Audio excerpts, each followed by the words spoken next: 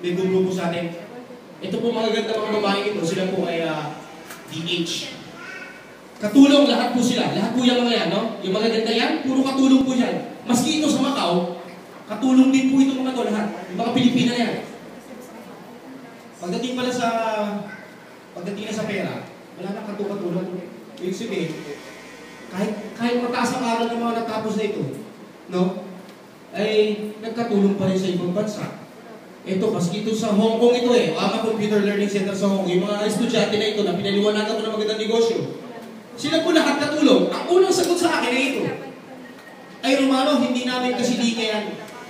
Tinanong ko sila, hindi raw nila linya JC Premier. Ito negosyo to.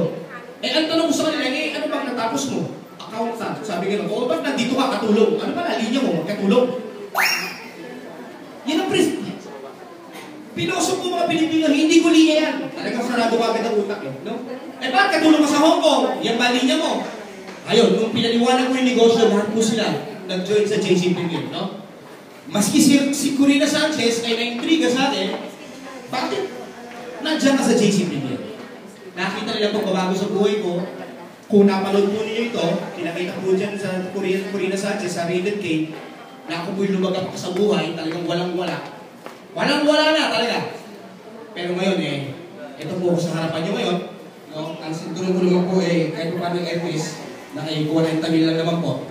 No? Pero na ako po